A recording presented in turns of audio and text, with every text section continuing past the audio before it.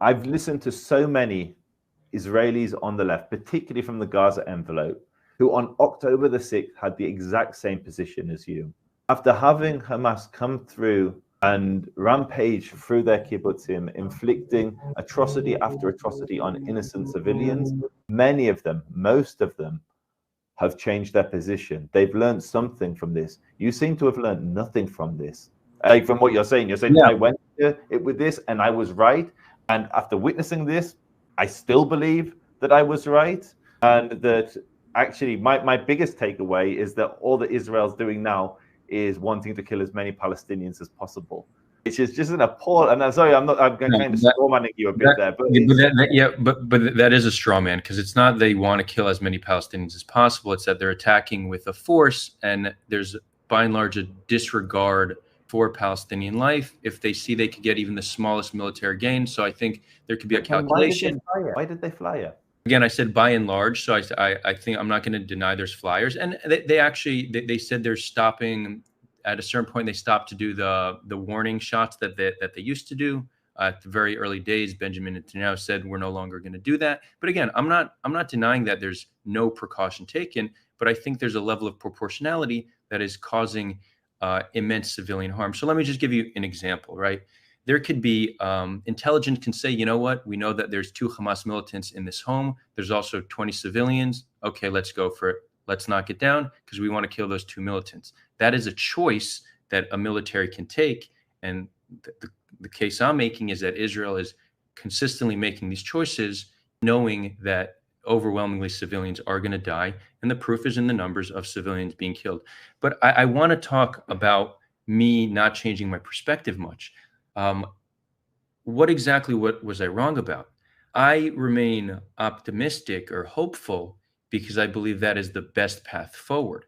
So I knew exactly what Hamas is capable of. I knew exactly what the Palestinian population was capable of supporting. That October 7th didn't prove that to me. I knew that prior. So what is there for me to change my mind on? Now, why do I still believe that peace is possible? By the way, I've never been a huge promoter of a 2-state solution.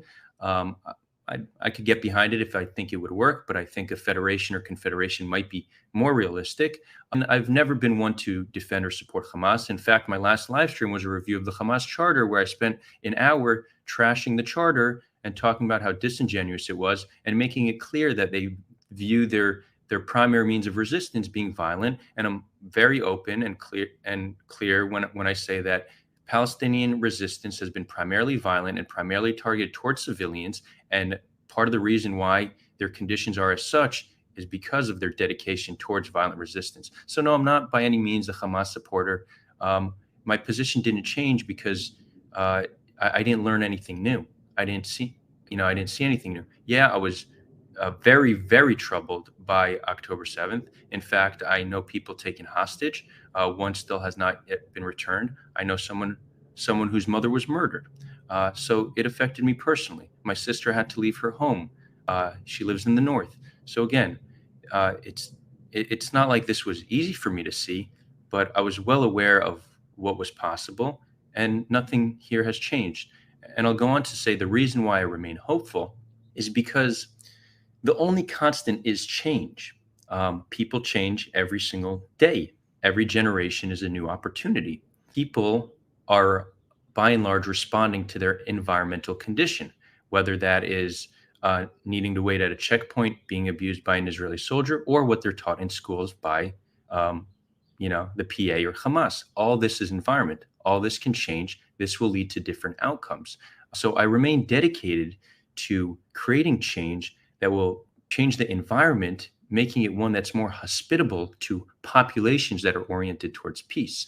No matter how bad the situation gets, this will remain true, that certain change can bring us closer to peace, and I'm dedicated to making that change happen.